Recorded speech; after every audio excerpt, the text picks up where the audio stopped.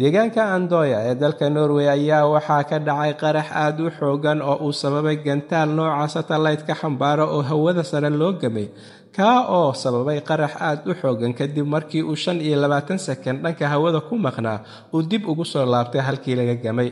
gantaalkan satellite-ka ee Spectrum ayaa ku dhacay badda sida ay khubaradu sheegeen waxa uuna ku qarxay gunta hoose ee badda isagoo aanan waxyeello u geysan dadka deegaanka iyo sidoo kale deegaankuba waxa ay khubaradu sheegeen in gantaalkan markii ay gameen 25 second kadib uu dib ugu soo laabtay kadib markii ay soo wajahday cilad farsamo gantaaladan satellite-ka ee ay maamusho shirkadda laga leeyahay wadankaasi Jarmalka ee lagu magacaabo Isar Aerospace ayaa ka shaqeynayso deegaankaas waxa uuna qorshuhu yahay in sanadka 2028 ay Norway hawada u dirto ilaa iyo 2 satellite.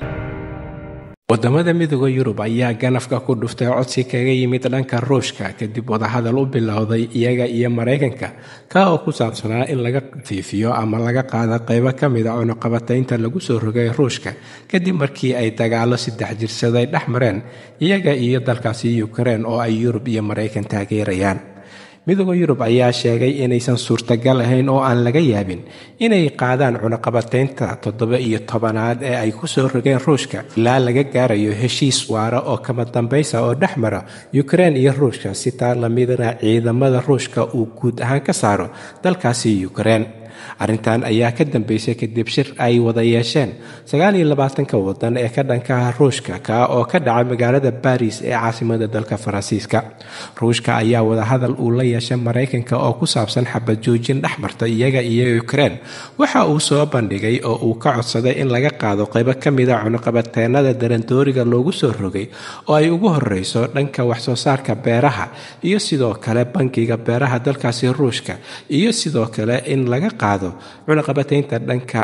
nidaamka Swift ee bangiyada wax la isugu xawilo dowladda boqortooyada Ingiriiska ayaa soo saartay sharciyo cusub oo dhanka socdaalka ah ka oo saameyn ku yeelan doona in ka badan 675 Norweji ah kuwa oo inta badan sanad walba u safra dalkaasi Ingiriiska sharciyadan cusub ayaa dabaqmi doona laga bilaabo 2 bisha Abriil ee sanadkan aynu ku jirno ee 2025 waxayna muwaadiniinta Norwejiga ku qasban yihiin in ay qaab online oo digital ah u sii codsadaan dalkugalka dalkaasi Ingiriiska waxaana suurtagal ah dadka qaar in loo soo diido dalkugalka oo aysan dhicin sidii hore oo ay diyaaradda iska qaadan jireen halkaasna ay ka degi jireen